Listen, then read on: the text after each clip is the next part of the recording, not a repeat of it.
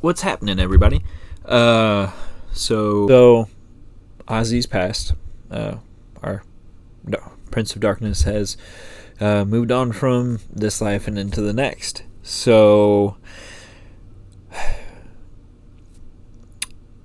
we've already covered Ozzy's life whenever we did the 50th anniversary of his life as a music entertainer, musician, whatever. And this is a bummer, but we knew it was coming, and I'm extremely thankful that we got the beautiful moments that we did get from Back to the Beginning. And imagine had we gotten so close and didn't get it. Now, obviously, I think other people would have stepped in and filled in, but it would not have been as magical. And that is not to do anybody a disservice, but there was only one Ozzy, and we got one Ozzy one last time, is what I meant to say. And it was a very, very fitting way for it to go out. And got to sing Mama, I'm Coming Home one more time. Got to sing Paranoid one more time.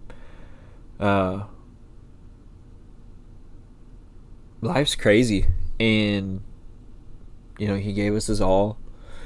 And all I can do is say thank you, Ozzy. And I think the one thing that I really haven't done, at least that I can recall, is share, I guess, what Ozzy meant to me. And I haven't made any posts other than on Tin Roof on Facebook, saying, like, showing the dates and everything. And the dude lived 76 years, from 48 to 2025. That dude was born right outside of World War II, grew up in the rebuilding of England, was a teenager when the Beatles hit the scene. Like, that dude's life was crazy. And then I look back and I think about ours, and like what we'll have seen, and if I lived to 76. So math on that is 1991. Yes, I was born in 91. I actually turned 34 yesterday. So plus 76. Well, I guess 75? No, 76, right? So 2067. So, because I can't do math, I've got 42 more years to match Ozzy. In 34 years, look at what I've already seen. Look at what you have already seen in your lifetime. 9/11. First black president. All the recessions. COVID. The passing of Dale Earnhardt. The passing of Ozzy. The passing of Hulk Hogan.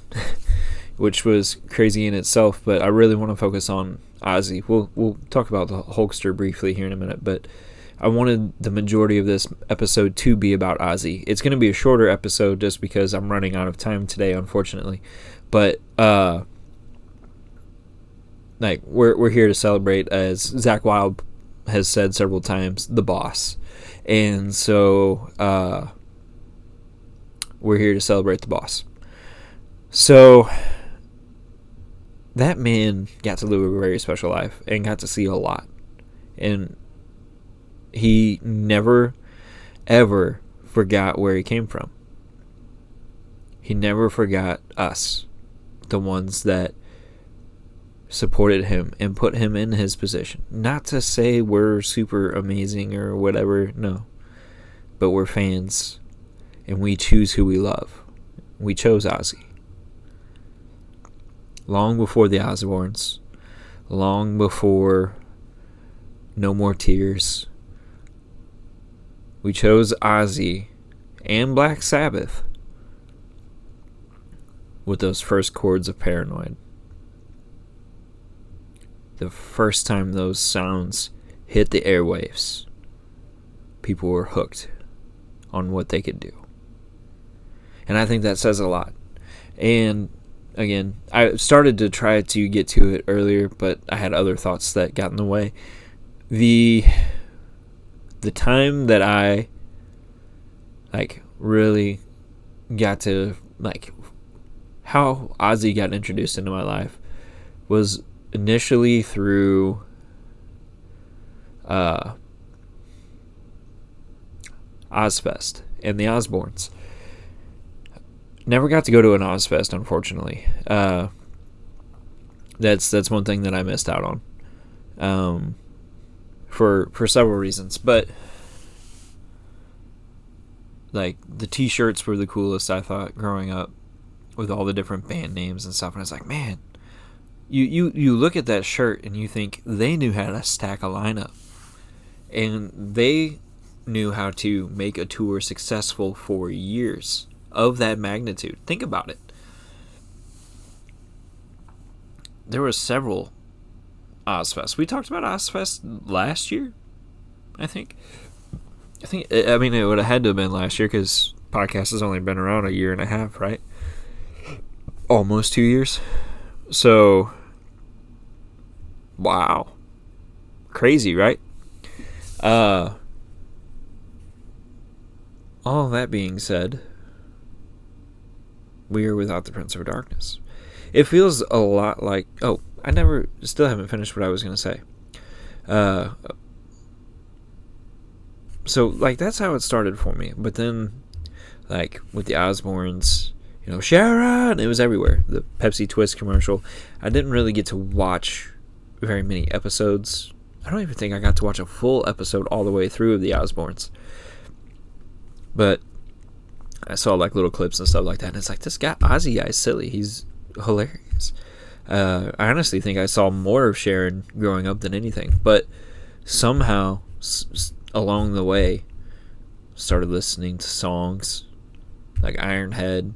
Was one of the first ones that I really recall hearing. Then some of the Black Sabbath stuff like Paranoid and Sweet Leaf and different things. And somehow along the way, because I was thinking about this last week whenever I was listening to one of the playlists of Ozzy Essentials or whatever, honoring him. I knew every song. And I've known every song for a long time. I can't remember the first time I heard some of them, though. And it's not because they're mediocre. It's not because whatever. It's just because, for whatever reason, I've been a fan for 20 years. And throughout those 20 years, I have memories linked to Ozzy. I have memories linked to his music. I remember hearing Paranoid on Dave Mirra's Freestyle BMX 2, and that was one of those times that stuck with me. But I don't think it's the first time I heard Paranoid. No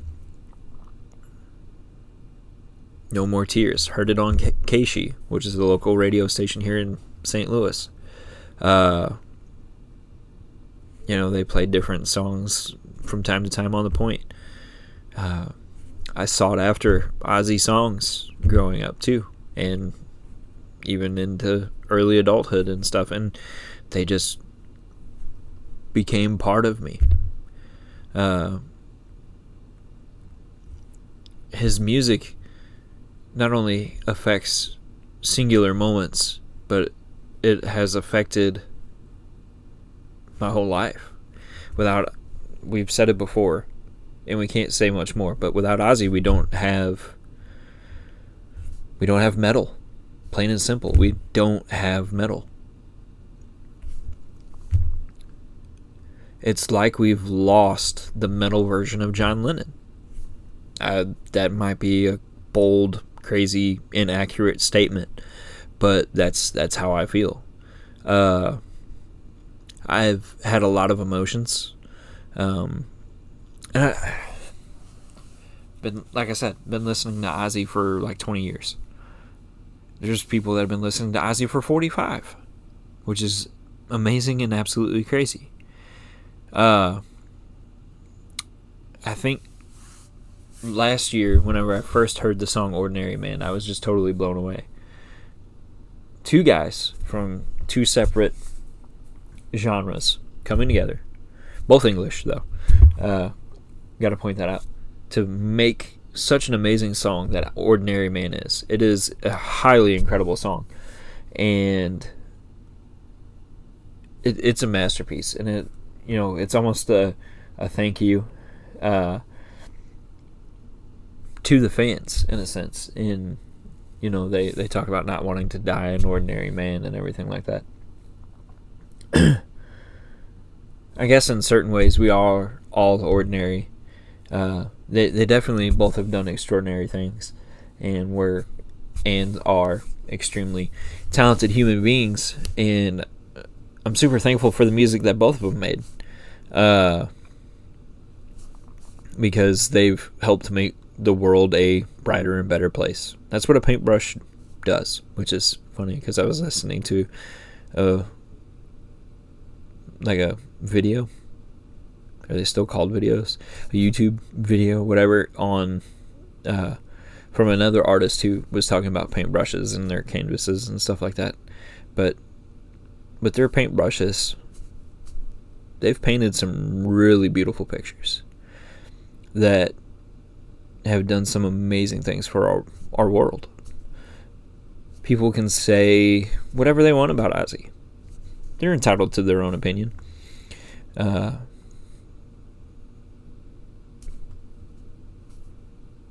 I think he was an amazing artist. I think the fact that him donating all of the money from the last show, from Back to the Beginning, to charity, and talking that many other bands into being like, listen, you're coming for free, this is what we're doing. And they wanted to be there for Ozzy. They wanted to be there to be a part of something special. Not saying that they weren't there for the charity, because they loved that part of it too. You read the posts from any of the bands, they loved every second and every reason as to why they were there. And all of it just makes that show so much better. It's absolutely amazing. It blows my mind away. So,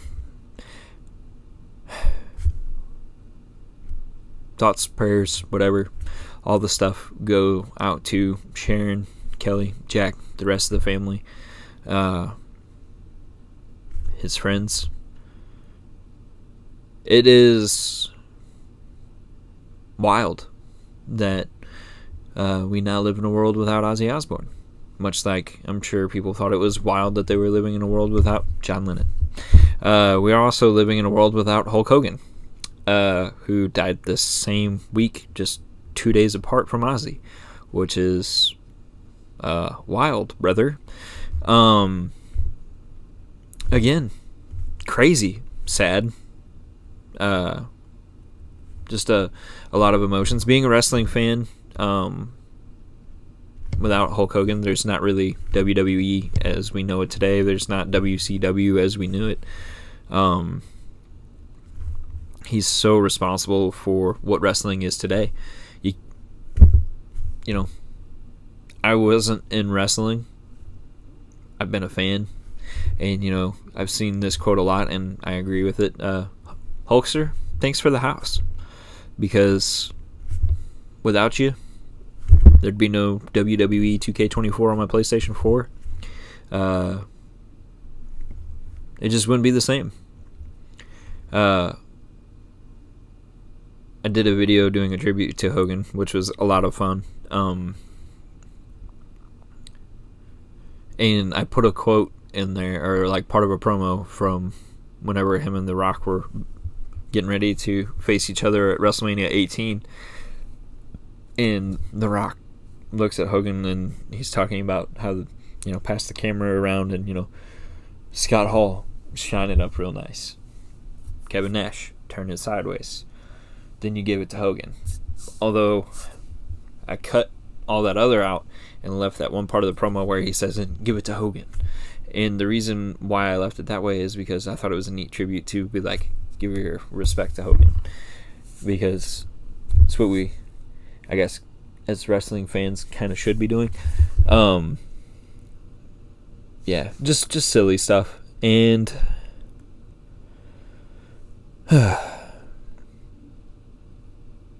again, another pioneer gone. But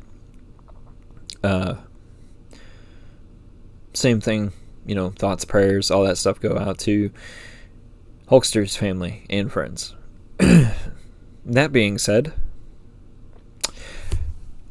I want to make sure that we are doing something special with this podcast. I feel like we do anyways with I can come on here, talk anything secular, and I can tie it back to Christianity when I find a good window to, and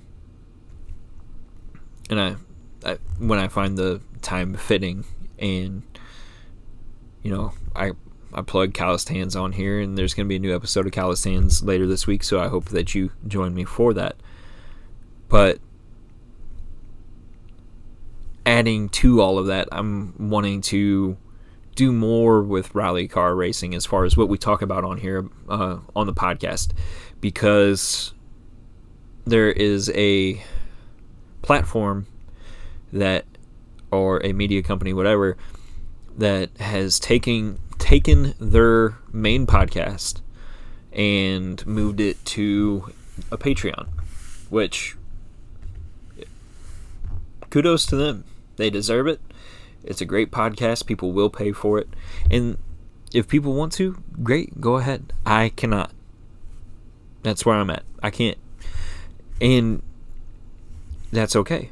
I'm doing too many other things, having myself spread out, enjoying what content I can take in. But to pay for Rally TV and to pay for the subscription to this other thing, I can't do it. So, that being said, for any Riley fanatic that is like me that cannot, I want this to be a place that you can come and enjoy Riley, like free content, and it be a place where we can discuss it and chop it up. Now, I've only been a Riley fan for like 2 years, like hardcore. I've always thought that the sport in general was like super amazing and really cool, and like the rallycross stuff that they used to do at the X Games and whatnot, and like that was like, I had heard of Colin McRae, but hadn't really ever seen much of him. I knew about the Subarus and stuff like that, but not being in it like I am now, as far as a fan, I didn't get all that. So I want to soak in as much ralliness as I possibly can, but again, I have my limits. Unfortunately, I can't join their Patreon. I just don't have the money. And that's okay. For those of you that do, please go support them. If you're a Rally fan, you know who I'm talking about. And I love that group of people. They're very special people in our Rally community, and I am not tearing them down. Please do not mistake this for a complaint, because what they do is wonderful and amazing, and I love it. And I will still be tuning into their new podcast. But I want to offer a free platform where people can tune in, hopefully weekly. And we have the section on this podcast called Throwing Dirt, where we discuss several different things. So this is going to be the little section where we discuss several different things.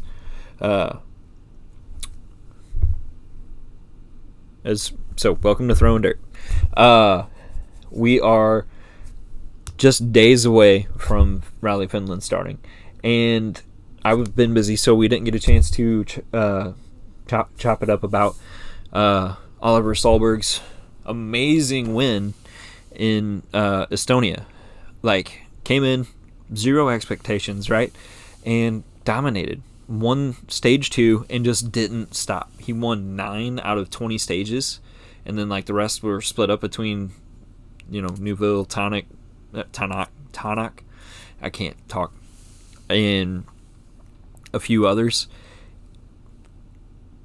The dude was unstoppable, and he was just out there having fun and enjoying himself. And to see him that comfortable in a Rally 1 was amazing. And it made me go back and start watching stuff from 2022, and you can see such a huge difference just from onboards that were angled at him and Elliot Edmondson. And both of those guys are so deserving of what they're getting right now. And to get back in a Rally 2 car here in Finland, I think that there's going to be a lot that, I'm sure they're going to have jitters because like we just did something amazing. Like, it's good jitters. But I also know that these guys have matured and they are capable. Is it easy to do? No, because think about us and like yourself. Put yourself in their shoes. It would be extremely hard to settle yourself down, focus on the task at hand, and go back out there and dominate and do what you got to do. But right now, the Rally 1 win was super cool. Going into Finland, got to focus on that points championship for Rally 2, because that's the task at hand now. Accomplish this task, now they've got to focus on the next task, winning the Rally 2 championship. Then they can focus on their... If they don't get a ride in Rally 1, I think it's a huge disservice.